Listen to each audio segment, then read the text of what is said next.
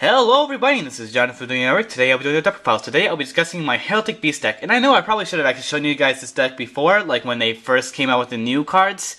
But I was making another deck instead. I decided to make a deck based on Go Go Go Ghost, the new card that also came out the same time when the new Heraldic Beast monsters came out, like Leo and etc. You know all the new ones. But I wanted to make that deck instead because it's quite interesting, and I'll show you that deck later on because, you know, I want to show you guys this one first. But anyway, let's finally get to it. So we have 15 monsters, 14 spells, and 12 traps.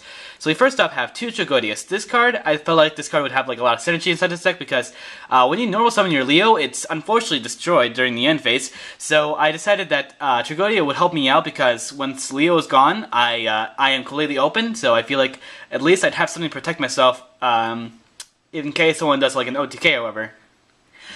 So it's also really good because it can also go to levels 4, and that helps me out with some XYZing. So then we have 3 Leos. This card, like I said, is destroyed when it's normal summon, but if it's special summon, it doesn't have to be destroyed during the end phase. But when this card is sent to the graveyard, it doesn't matter anyway, even if it's an XYZ material and D-chats, however, I can activate its effect to send put any Heraldic Beast monster from my deck to my hand. I think it would be better if actually if it's sent to the graveyard, because a lot of these effects of the Heraldic Beast monsters should be better in the graveyard, but then you can put like an eel to your hand, and you know this card's really fantastic. But this card's probably the most versatile card because once this card is sent to the graveyard, you can put any Heraldic Beast monster in your hand. That's really good. That's a good searcher. Then we have 1 Chain Dog to work with all the beast monsters, since you know it's actually quite easy to put all your beast monsters to your side of the field. It also helps out with extra you know, XYZ material that I could use for Shockmaster. Then we have 3 Heraldic Beasts, Twin Head Eagle.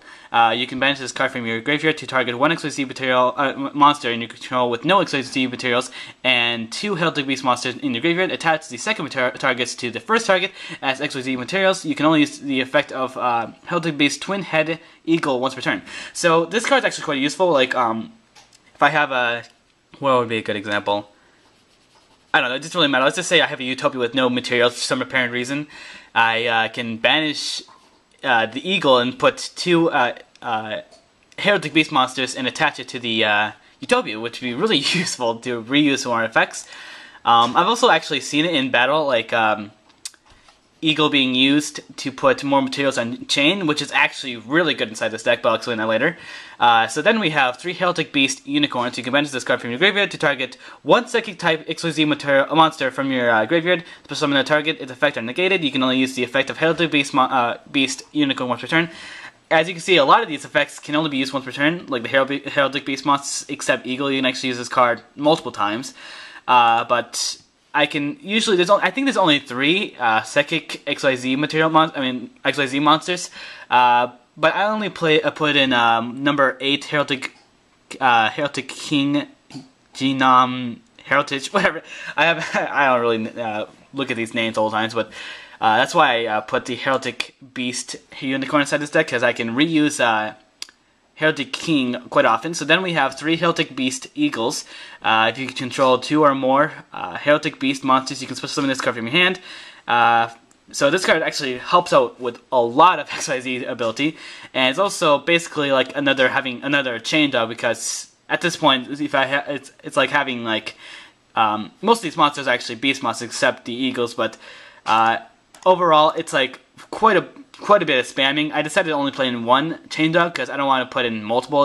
I don't think I need that extra Chain Dog. Just one's enough. So now let's finally get to spells. We have 3 Advanced Heraldry Art, which allows me to special summon 2 Heraldic Beast monsters from my graveyard, and then XYZ them to any XYZ material, any XYZ monster, which is quite powerful actually.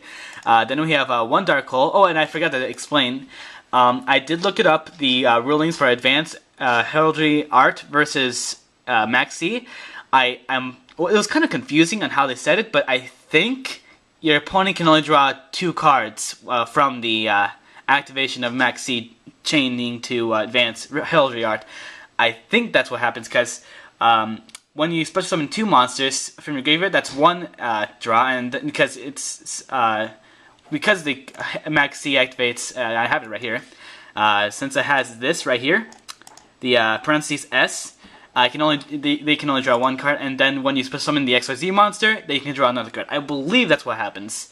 So then we have a Dark Hole, Foolish Burial to put all your monsters in the graveyard, Monster Reborn, Heavy Storm, 2 Mystical Space Typhoons, 2 Pot of Dualities, 3 Reborn Heraldry, which is target 1 Heraldic Beast monster in the graveyard and put summon that target.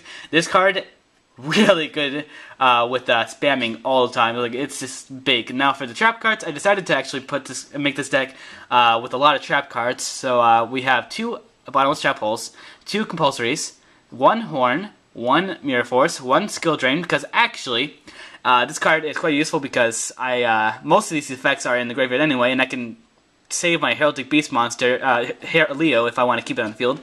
I only play 1. I feel like 2 wouldn't be very good because then it would negate all my XYZ monsters. I'd rather keep them with the effects. Then we have 1 Judgment, 2 Warnings, and 2 Torrential Tributes.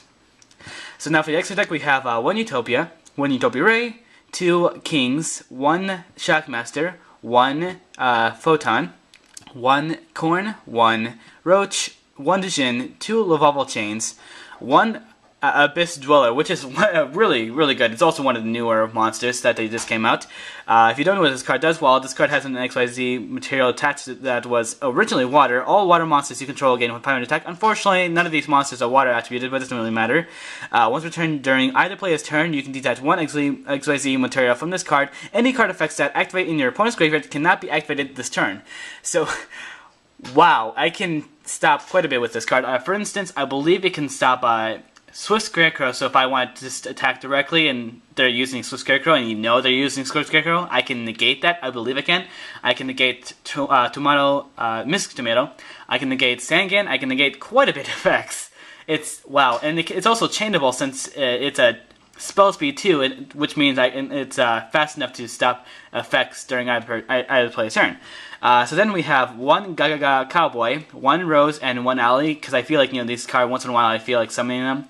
And now the side deck, it's actually not really a complete side deck. I haven't actually tested this deck quite yet, but these are the cards I feel like I could actually put in. Gorus, you can use this card, but I also run a lot of trap cards. I'm not really sure if I want to run it.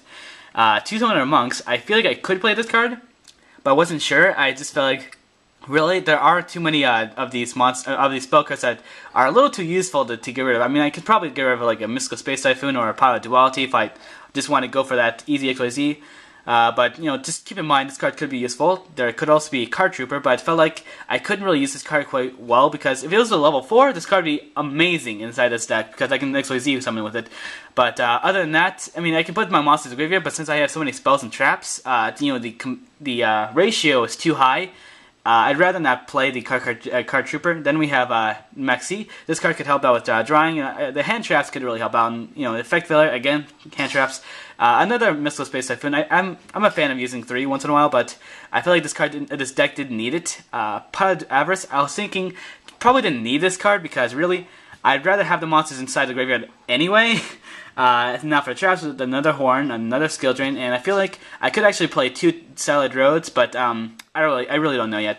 But anyway, if you guys have any other cards I could play inside this deck, please tell me what I could do. Like anything, give me some advice I could put inside this deck and make it better. This is just what I have so far, and it looks pretty good to me so far. I mean, I know there's some other things I could do better with, but anyway, I hope you guys enjoyed the video, and I'll see you guys next time. Merp!